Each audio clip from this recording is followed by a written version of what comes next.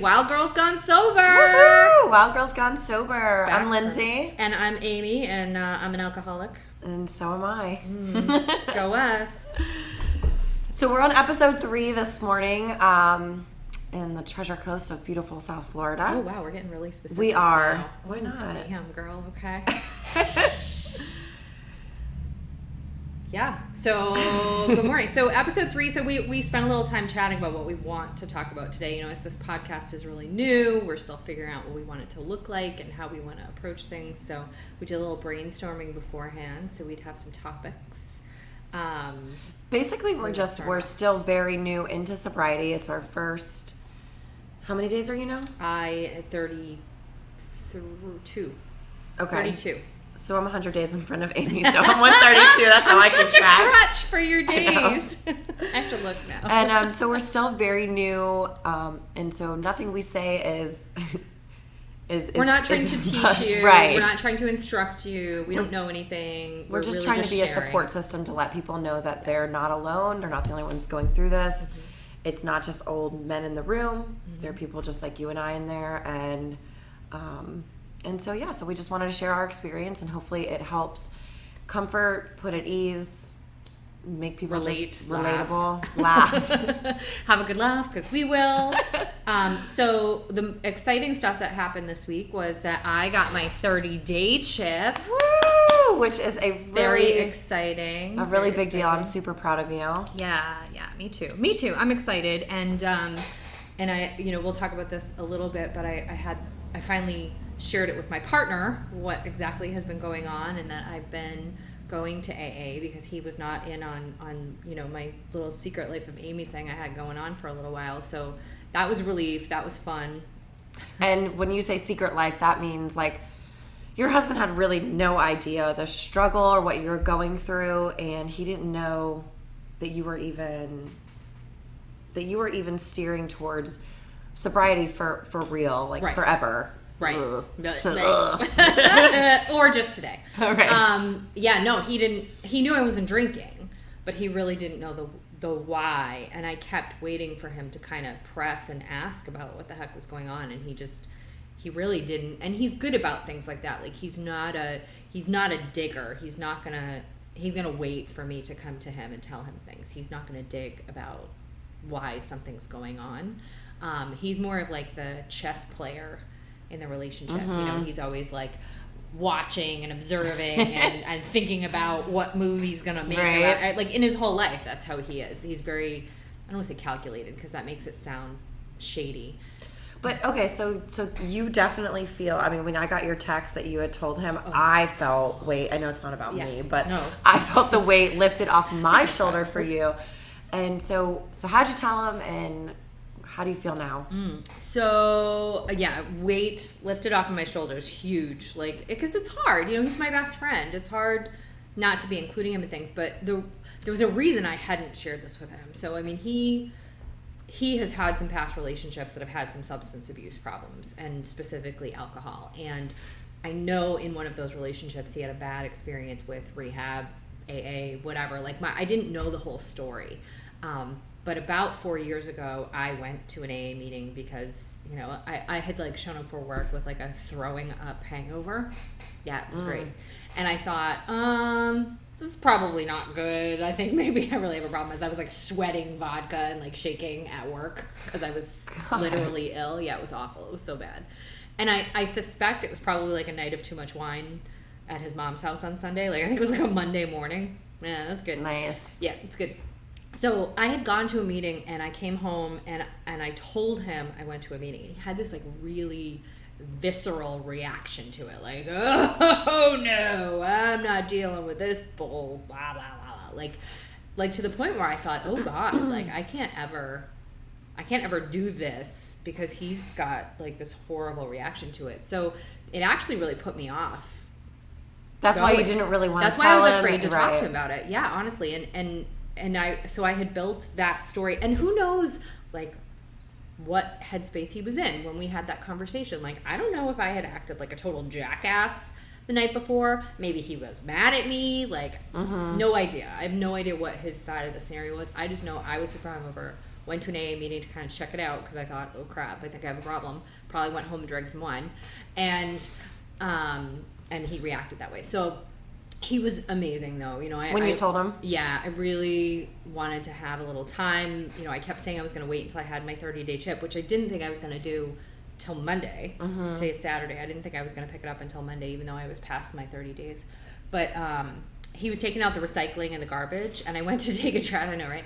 And I went to take a trash bag out, and I saw the recycling bins at the curb, and I was like, "Oh, hey, what do you think the recycling guys think about the recycling bins being so light, or not seeing bins full of wine bottles?" And he was like, "Oh, it's funny. I was wondering why they were so light. Like, that's what it is. It's the wine bottles." So it just led into, I saw it as an opportunity to talk about it. And so, I said, "Well, what do you think about all this not drinking?" And he was he really didn't know what was going on. He was like, "Well, I don't know. I hope it's not something you're doing for me. I don't know if you're just testing yourself. Like, I don't really know what the end game is here." And I said, "No, I've actually been working really hard at it. It's going to be 30 days. I've been going to AA." And then we had a great conversation. He was phenomenal. He was actually really supportive of AA and had a lot of friends who have gone through AA and had successes. And, his bad experience was more related to rehab. And it wasn't about rehab. It was about the woman that he was with and her antics. It really wasn't, it had nothing to do with any program. And so his animosity wasn't about that. And he didn't even remember saying that to you, right? No, he was like, "I'm really sorry that I made you feel that way. Like, you couldn't talk to me." Yeah, he definitely felt bad about that. And I was like, "That's not it's all good. Like, you reacted the way you reacted. Right. I don't know how you were feeling at that time." So, but isn't that interesting? Like, we take these things sometimes, and usually it's men, but sometimes it could be your mom or your dad or your brother or your friend, and they'll say something and it sticks with you, and you don't even know. They don't even know what impact that holds on you. Like, right. John didn't even remember him saying that. Right. And you've held on to that huge for 4 years. Yeah. And so we just tend to do that so much. And one thing I feel like that I've done is kind of like let that shit go a lot more. So if it gets said and I don't feel like it's comfortable, just addressing it right away. Yeah. So that's kind of, but I was thinking about that when I was driving home yesterday from you, and about how he said that he didn't even remember saying that. And it's like, God, how many other things have we held back on? Right. Because somebody said 4 freaking years ago. Like, right. Does that really matter? But I think I think it's a chick thing. Right. Like, I don't think guys do that. I'm sorry, I just had this like ITB pain shoot down my leg. I think women do that. Right. I think women replay, at least me, and maybe it's that's a part of my issue. craziness. Yeah. We replay conversations over and like how you get in a situation where something upsets you and you replay that in your head 755,000 times. I should have said this. I could have done this. Why didn't I say this? Or you think about it like in the shower the next day, and like you wake up at 3 a.m. you're like, oh, why didn't I say that one-liner? Yeah. And the other person has probably moved on, especially if it's a dude. Right. If it's a guy, this is so off topic, but I have a really good friend that I've been friends with this guy forever, like since my very, like, not even 20s. I think I was like 18 when we worked together, and we had this like gag. A couple years ago, right? Yeah, like yesterday. And he's married to a wonderful, wonderful woman.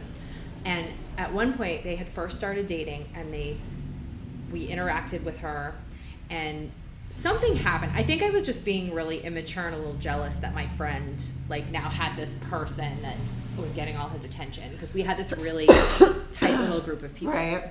And I had a snit about her. She's amazing. I love her today. She's amazing. But I was like, I had a little snit about her, and they broke up. And when I was getting married to my ex-husband, he was in my wedding. So this friend was in my wedding, and I had asked him to bring another one of our guy friends as his guest, because we had like a stupid huge wedding, and I was running out of seats. And he and she were not together at that time. They had broken up for a hot minute, and I remember saying something not nice, like, "Oh, you could do better," or something like that. And then they got back together. Of course, that always happens. Awkward, right? Awkward. And like they got married, and like after they got married, I remember talking to him and being like, "I'm so sorry I said that. I'm such a jerk." And he was like, "I'm a dude. Do you think I remember that?" He's like, "That probably went out of my head 10 seconds after you said it." And this was like 5 years later. Right. Like, we just hang on to shit. Okay, circle back. Sorry. So, how did you feel before you told John, and how do you feel like after? Like, what was that initial response? Well, I think it's awful to have some. So he's my best friend. I mean, he's my best friend. That's why we're together. That's why we're married. I want to do everything with him. I want to talk to him about things. And when there's that kind of a piece that I feel like I can't talk to him about, it hurts. Yeah. Like, it's awful. I feel disconnected. I feel like distant from each other. And part of that, I think, is because you're being so vulnerable. Like, when you're talking to your sponsor, you're being vulnerable in the rooms when you do choose to share, and you're being vulnerable on the podcast. And so you're being vulnerable in all these other, aspects of your sobriety, and you just can't share it with the one person that you really want to. Right. Yeah. So it was awful. And it felt like lying. It felt like a sneaky secret, right. And I was building it up, like the dread of having to tell him, and planning when I was gonna do it and all of that, and like, making myself sick about it. So I'm glad he knows now, because there's definitely an easier air between us. Like, I could show him my chip that I got on Friday, and last night we went to dinner last night, and I was like, oh, I got my chip, and I could share that excitement right. with him, and he's being very supportive and very cool, and now. I can go to meeting after work instead of trying to squeeze it in the middle of the day, right. even when that's a hard thing to do, and stuff like that, because now I'm not being sneaky about it. So it's great. It's and part of that, which I'm just gonna call you out a bit on it, because I think it's important, is originally telling him was part of your out, right? Like, oh, well, if I don't tell him, I'm not accountable, because if I slip up and I'm not really sure I want to never drink again. Right. So that's a big deal of just like, it's scary to tell the people that you love, because they're going to hold you accountable. And that's not always, you're not always going to feel comfortable doing that, but that's kind of like the growing process of all this anyway. So I'm really proud of you, because that was a big moment in that, not even just telling him, but in the fact of like, okay, well, this shit is real. It's real. Yeah. That's very fair and very true. Yeah. Real is a deal. I know, right? Yeah. So I'm really glad that he knows, and you seem much happier, and you've got like this extra glow. I'm like, right. And it was a really big deal to Amy to get her 30-day chip. I mean, that's just, I don't know that was such a big deal for me. Like, I think it was just. No, you were really funny when you took your 90-day chip. So Lindsay got bamboozled into doing the chips, which I knew was going to happen, because that guy did the same thing to me. We were at a meeting. I don't remember what meeting it is.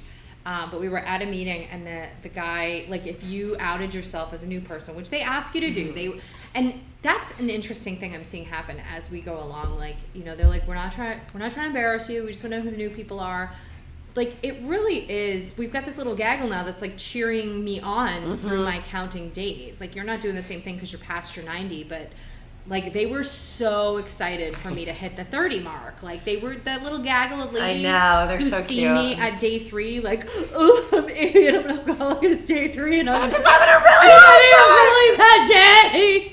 Yeah. Like, they were so excited for me to get to 30 days. But so anyway, this guy like totally outs Lindsay, or Lindsay, identifies herself as being new.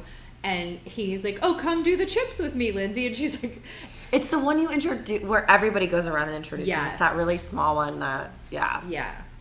So that's so you had to get up and do the chips, which he had done to me right. just prior to that. But so you got to it, and you were like 90 days. Anybody have 90 days? All right, I'll take that one. And like, it was so without pomp and circumstance. I was like, oh. But you're saying it wasn't that big a deal to you. It wasn't, and it's something.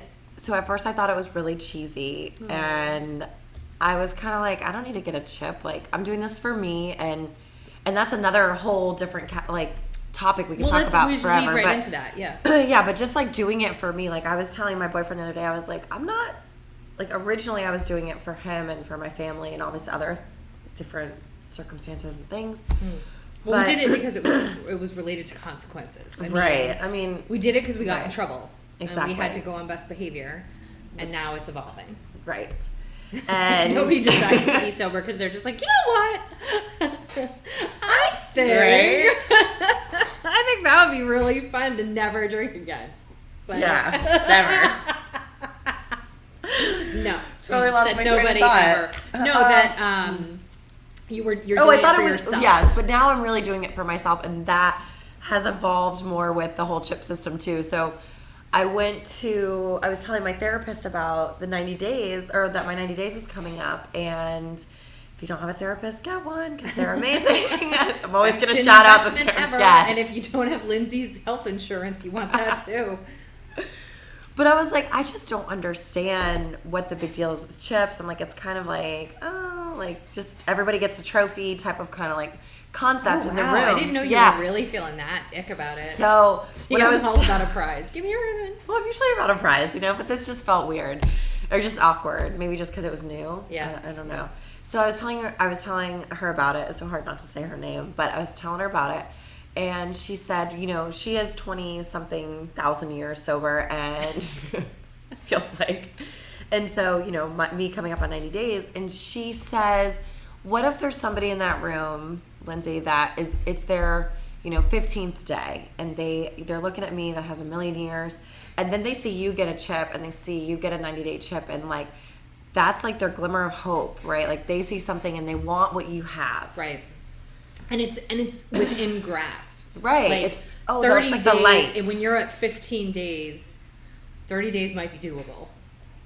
Right? Right. And when you're at 45 days, 90 days might be doable. Like that's kind of yeah. So when I thought about it like that, and I thought about, getting the chip and maybe because that's what this whole thing is about, right? The podcast sharing, right. Telling, going to AA, the consistent just reminders of it. I was like, all right, well maybe I'll help somebody. But that wasn't really how that like whole scenario played out. It was kind of like, okay, I'll take it. And then this week you got your 4-month chip. Your 4-month chip was a little bit better than that. Like you were excited to get your 4-month chip. But then I didn't hear it correctly. Remember, I was like, oh, they skipped over 4 months. I was like, no, that's you right now. Get up. I know. And I was like, oh, they skipped over. They didn't go in order, but they had. I guess I just wasn't paying attention. I was just like... The crack brain had just surfaced. I don't know what happened. Which is still kind of crazy. So you had a bit of a different chip experience. Well, so I was looking forward to it, but you had made a comment about like not wanting to make the chip circuit. Like, I don't want to be... one in Vero, one in Stewart. Yeah, like I don't want to be like a chip whore and like get one at every meeting I go to, which I think is fair. I mean, that's a good point. I would think the same way, like, oh, well, they pay for these chips and I don't want I already got my little accolades. I don't need to. Right. So I've chosen a home group, which I've only been to twice so far, but I've chosen a home group, which is a Monday night meeting in my hometown. And so my plan was I was going to get my 30-day chip there. And I had said that to my sponsor. I told her that was my plan. And so when I talked to her Thursday, because Thursday was my 30th day. So Friday was day 31. So that was when I had completed 30 days. Oh, because I'm a stickler for aiming on her days. And she thinks we're nuts for this. She's like, oh, for God's sake, it's day 30. But so anyway, I talked to her Thursday and I told her the whole I was going to do it Monday because it's really tomorrow that I'll have completed my 30 days. And I was going to go to my home group meeting and do it there because that makes sense to me.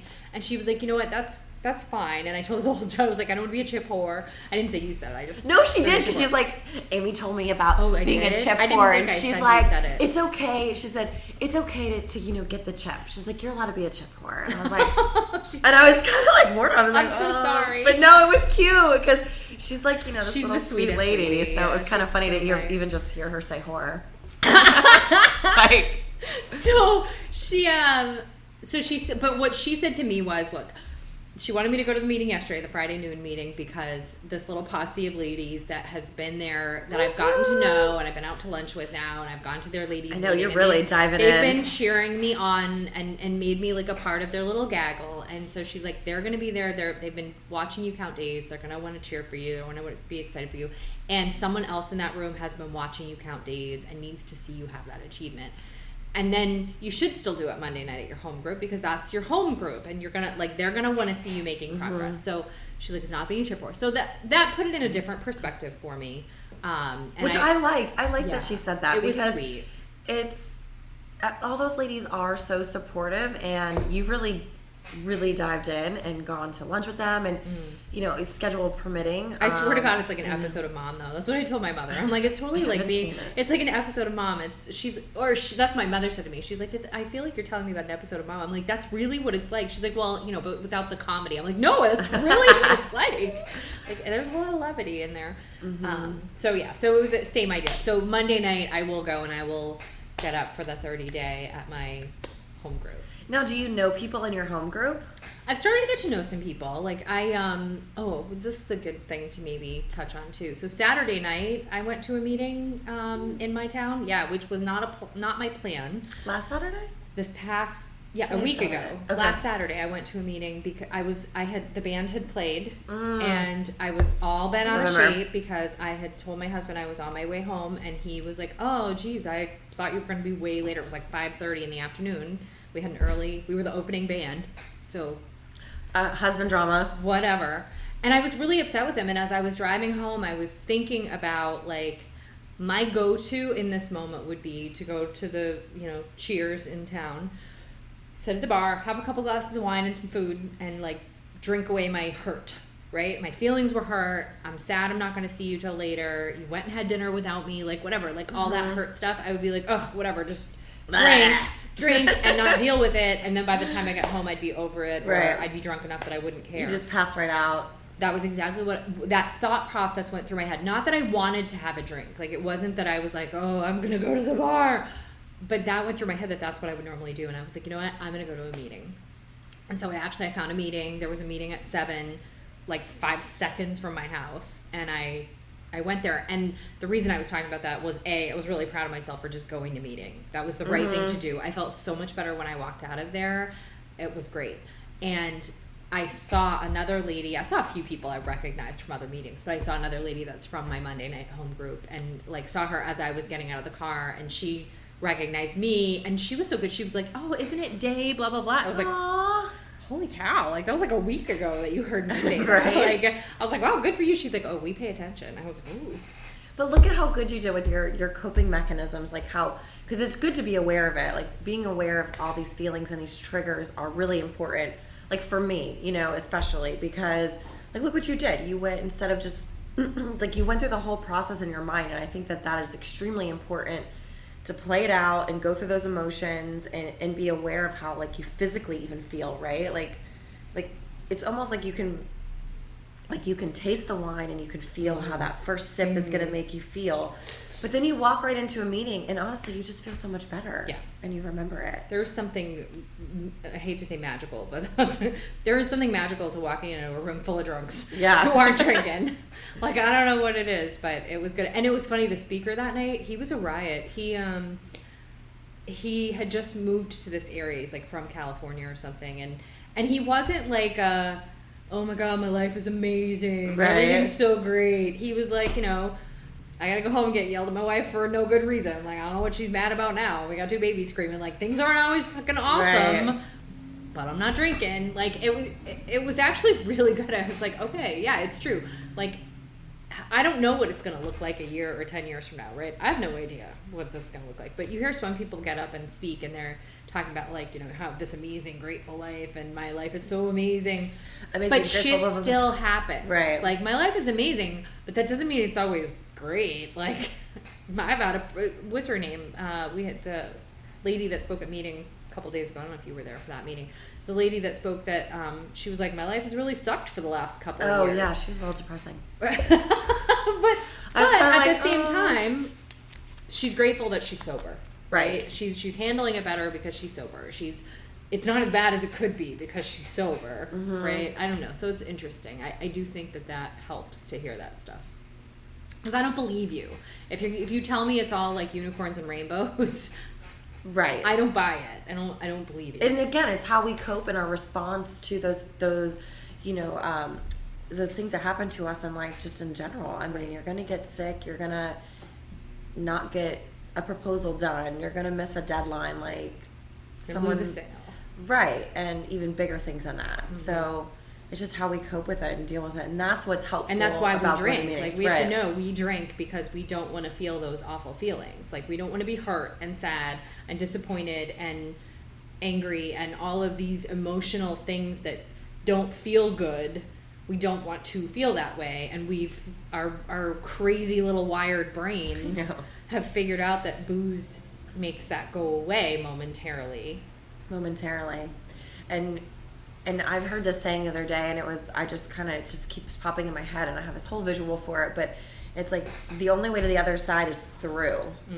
So our journey through that is just kind of like how we look at life and just our perspective and how we can respond to what's happening. Yeah. I mean, I was in a shitty mood the other day for no reason, and it was the weirdest thing it was very to me. Unlike you. It was very unlike me because for so long, Lindsay, yeah, for so long I'm like, oh no, I can't be in a bad mood. I can't, I have to do this and I have to do that, and just staying so busy so that I can't even allow myself to be in a bad mood. And then I go down this rabbit hole now where I'm like, okay, I'm in a bad mood, and that's okay, but is it okay if it's okay? Because what if, what if then I accept that and then I'm in a bad mood all the time? And so that's where I think when we were talking about that pink cloud, that's what I was discussing with my therapist about the pink cloud. And she was basically saying what that is like, it's that high you get from AA, like when you get sober and you start remembering, I guess, and you're on this like different kind of, you're almost like high from the sobriety, and you're like the AA and this and that and what can I do and blah blah blah blah blah, but that at a point that like plateaus, and so they call that, I guess, the pink cloud. I could be describing it completely wrong, but I don't know where I was going with all that. So but it's okay to be in a bad mood sometimes. Like, it's okay because now we're just being ourselves, and that's really, instead of just drowning out the sorrows and booze or wine or martinis or whatever theme you're going for. It's like you actually have to face it, and so you have to get through it to the other side. Like, you just have to work at, why am I in a bad mood? What's triggering me to even be angry? Did I not work hard enough today in work? Did I not work on my sobriety enough today? Did I not, go to the gym? Did I do this? Did I that? So it's just exhausted just listening to you right now. Well, I mean, today was my first day back in the gym, so that just felt really good. So I'm like super woo. Yeah, I'm not, and you're in such a different place than I am, honestly. Like, sometimes you're speaking a foreign language. Like, seriously, like I'm not ready. I am not ready to work like you are willing to work, man. You are like, I'm reading this book and I'm going to this leadership and I'm doing this stuff, and you're like, I'm gonna go to the gym and did you think about self-improvement? And sometimes I'm like, ugh, no, I don't want to do any of it. I just need to make it through to my pillow today. Like, I can't. And that's fine. And that was me the other day, like, just not there. But I know my endorphins and getting out of this like pink cloudness or whatever it is, which I want to stay on the pink cloud. I feel like I need to Google this pink cloud. I mean, you can Google not feeling like pink cloud. Ask your therapist. I don't feel pink cloudy. I almost want to tell you she said something about it, but what I thought they were talking about is not what you're describing. I thought everybody was talking about like the fog lifting is kind of what I've been thinking, is like, I don't know when that's supposed to happen. Well, because Michelle keeps talking about it. Oh, sorry, I'm outing people, but people keep talking about like kind of the 4-month mark, kind of where you are, like the fog lifting, or like it doesn't seem so hazy anymore, or your brain's kind of clearing up, like that kind of stuff. I mean, that's happening, but not at a very, very slow rate. It's like every day it's just a little bit clearer, a little bit, and then I'll go back to being foggy. Like, I was talking to Pat about, I think it was last night, I was getting ready for that event, and he's like, I said, what have you noticed? And he's like, I've noticed it's you to like a different level. Like, you're just so much more yourself, where I was only like allowing people to see little pieces of that, and now it's just like, this is it. This is what you're getting. Brace yourself for unadulterated Lindsay. Woo! Because ginger on the scene. That's right. So tell us about last time. Okay, so last time we were talking about how I like keep putting myself in the lion's den, and which I do, and I have another one coming up on Tuesday. But you went to an event last night. Is this the first like real event that you've gone to? It's the first. This was like a gala, right? Yeah, it was for a local nonprofit, and it was a really big deal. And there was an Olympian speaker. botch was it the Caitlyn name. Jenner? No, it was the same era. Oh, really? Yeah, it was Jackie Joyner Kersey? Yes. Oh my God. I have a selfie with her. Stop I it. kid you She's not. like, I've met her. I met her. Yeah.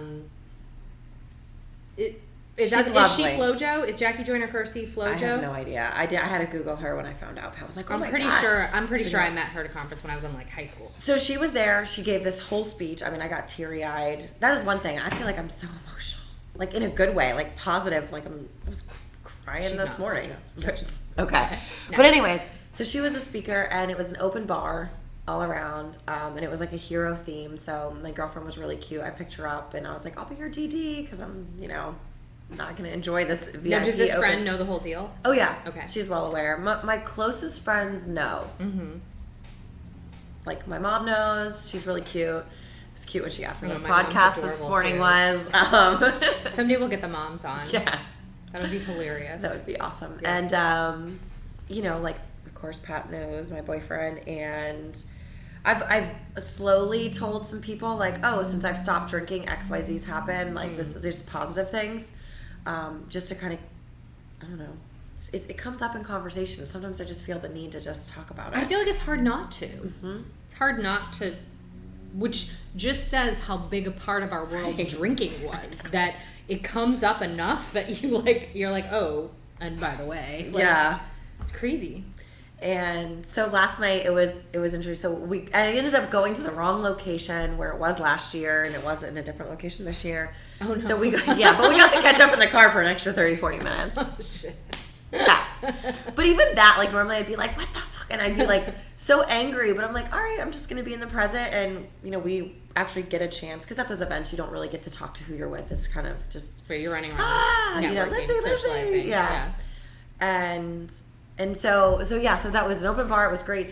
But when it was like go time when we got there, because we were an hour and a half before it started or after it started. So we finally find our team. You got there an hour and a half after it started at 6 and we got there at 7:30. So we got there and it was like dinner time. It was go time. Go. Well, I mean, I was there. Better oh my God, look at better you. to be late than never. Oh God, that's kind of freaking out. It's just that's always worked out better for me. Just kind of waltz in. And so we walk in, we sit down really quick, and there's a champagne glass around all the tables.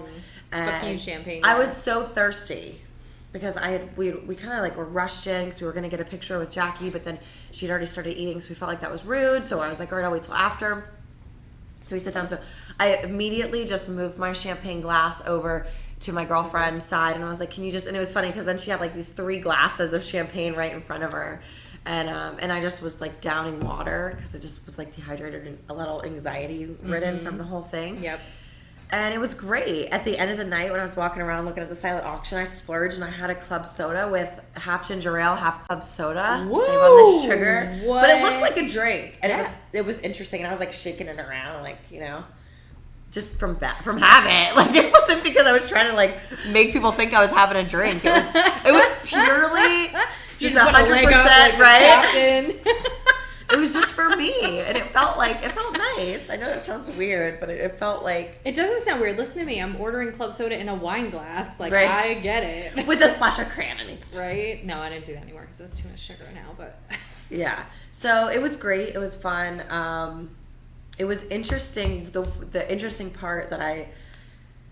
Like we said, the extrovert, introvert, that we're naturally just social. So, you kind of have that, oh, great to see you. How's work going? Mm-hmm. Oh, you look great. I love your dress.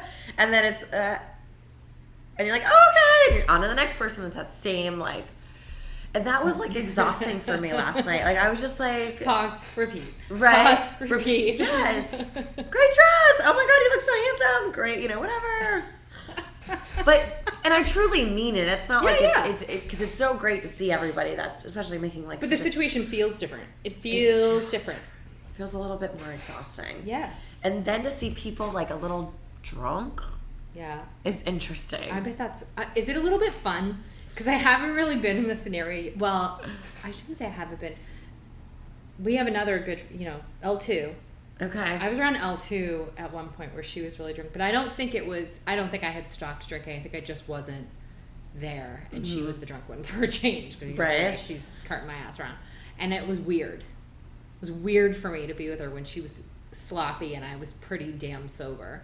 Yeah. No, it was interesting. Just some people that were like a little bit higher level that I just admire and think of as role models in the community to see like a little like, oh. And then there was like an after party. And this is the part where I think I'm so slick, you know. There's like after party at whatever the restaurant was. And it's a restaurant I drink martinis and love their food. So that I used to. And everyone's like, are you coming? Are you coming? You know, being the old life of the party. Right. And I'm like, you know, maybe.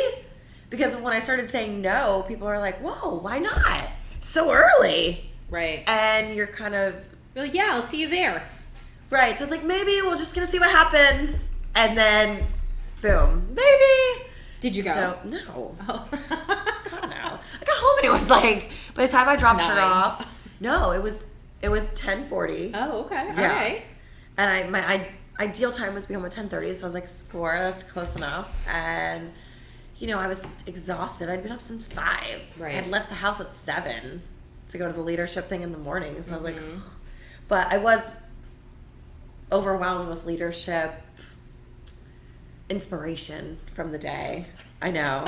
You're such a dork. I know. And I love it. I love every bit of it. So something that I'm finding is like when those things happen, right? I go to these events and I'm the one not drinking and I'm getting home at a reasonable hour. Right. Crazy. I really do, like my first, 3 weeks probably, I was exhausted the entire time. Like first 3 weeks, I was just tired 24 hours a day. Like I felt like I was just like dragging myself off the floor every minute of the day. Now I'm actually feeling pretty good. Like but I started taking B vitamins. That was something my sponsor said to me, was that because of what we've been doing to our bodies and our organs and everything else, we have a tendency to be deficient in the B vitamins. And so I started taking like a B complex maybe a week ago. And I think that's made a difference. I think it's made a big difference. Well, your sleep cycle is going to be different. Like, I sleep through the night, which is huge. Like once in a while I wake up at 3 a.m. to pee because I drink a lot of water. But your skin looks amazing. But I sleep through the night. I go to bed at like 10, 11 o'clock, somewhere in that range. You know, leave him asleep on the couch because he likes to sleep on the couch until like God knows when, and then come to bed. But I do feel better. Like, but coming home after those events, I'm like, oh, it's nice. Like I'm reflecting that it's nice to be home on the couch, sober, and I know I'm gonna go to bed and I'm gonna wake up and I'm gonna feel okay. And you're not gonna wake up in all that makeup that you wore to the thing and the dress and maybe one shoe on. maybe the husband took the other shoe off.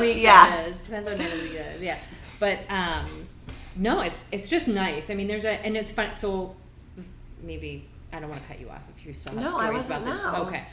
Because you said something about the drunk people being annoying, so I thought we were going to hear more about I thought we were going to hear a story about drunk annoying people. No, it was there was one guy who came up to me and he's like, "What's your superhero? What's your power?" And I was like, like I couldn't even be witty or funny. It was the end of the night. You're so grossed out. And I was just like, and he was kind of short too, so I was like looking down a little bit at him, and I was just kind of like, oh.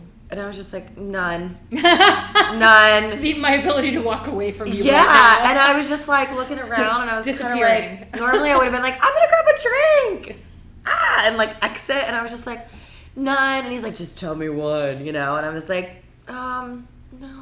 I'm like, have a good night, get home safe. And I just walked away and went and found my girlfriend who was in line, like waiting to see if she won something. And so it was just that was probably like my drunkest encounter with the guy. No.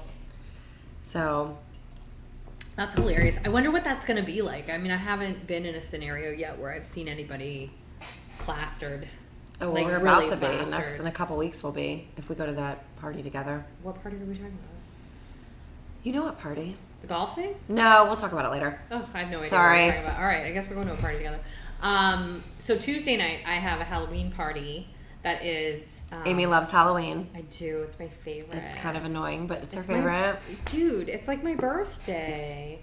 So anyway, that's why I love it so much. But a Halloween party Tuesday, and it's an open bar. It's my, younger crowd that I am involved with. So they're all in like their 20s and 30s, and I'm like the old lady of the bunch. Oh, shut up. I know. And there will and I would normally be completely toasted at this. Like the holiday party last year, I stayed in pretty decent shape until the after party. I don't really remember how that went. Exactly. Yeah, I don't really remember how that went, but I know I was in pretty decent shape through the party itself.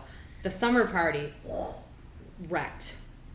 Like drank all day because I played golf with our crew, and then we hung out by the pool at the country club. Oh God! I don't live a lifestyle of the rich and famous. Like, let's not make it sound like that. But this is like a very doable club, and we hung out by the pool drinking, and then I had to go to the party from there, and they had asked me to stop. We had a hotel that was sponsoring our after party, and it was across the street from where the party was. And I had to go to the hotel and get the banner to bring to the party.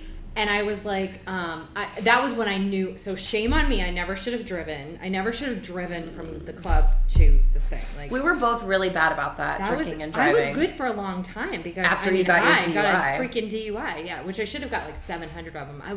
When I think, this is like a whole nother podcast, but when I think back to my life in Massachusetts, one of my very good friends, who I'm still super good friends with today, we used to work together, and we would leave work at 4, and we would go to the Mexican restaurant down the street and order pitchers of margaritas, the two of us. So he's a dude, me and him, and he was like a big dude, and we would order pitchers of margaritas that they would make so friggin' strong, and we would have 4 pitchers of margaritas. Get in your car and drive home? And get in the car and drive home. And I know, I got pulled over one night. It was wicked late. It was wicked late, of course. I was 2 a.m.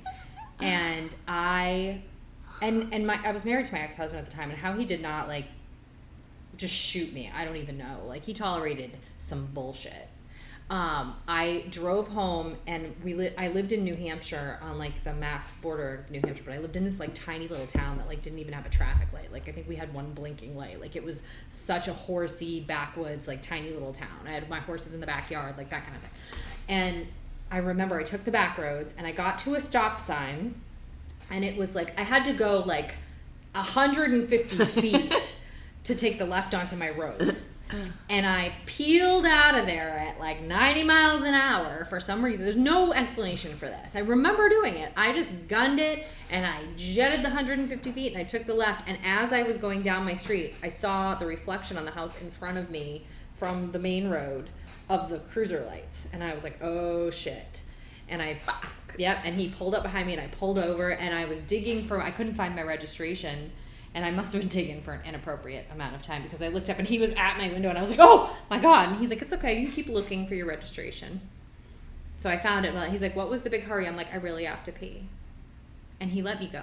I have to pee because I drank 4 pitchers of margaritas. 4 pitchers of margaritas, yeah. But anyway, shit like that. So anyway, I go to that hotel. I'm on my way to the summer party. Okay. And I go to the hotel, and that was when I knew I was on the road to wasted, because I was standing at the front desk asking for the banner, and it was so much work to say it. I knew I was slurring. I could hear myself slurring. I was like, oh my God, this is so bad. So I went over there and I slowed it down. Did you just have wine then? No. I kept going with vodka sodas, but I only had 4 of them. But I wasn't going to go to the after party. That was the last. That might have been the last time I drank until I remember that night. I remember that. It wasn't the last time I drank, but that was the night that the next morning John and I had the come to Jesus conversation where he was done. It was that party, because I had said I would be home early because I was not going to go to the after party. I had no intention of going to the after party. We never do. But I went because they wouldn't let me drive. Good friends did a good job. Wouldn't let me drive. They were like, no, you're not. And someone drove my car over to the after party, and then another friend drove me all the freaking way home, which was a haul, and then Ubered himself home from my house. But anyhow, sorry. So this Halloween party's coming up on Tuesday, and it's going to be an interesting experience because it's the first big event with this gaggle that I'm going to go to and not drink. I'm going to try to go with you to be supportive. Oh my God, I would love for you to be there, genuinely. So, Last thoughts before we wrap this podcast up? Is it time already? It is. All right, so I just want to keep us on track. We're gonna save for next time.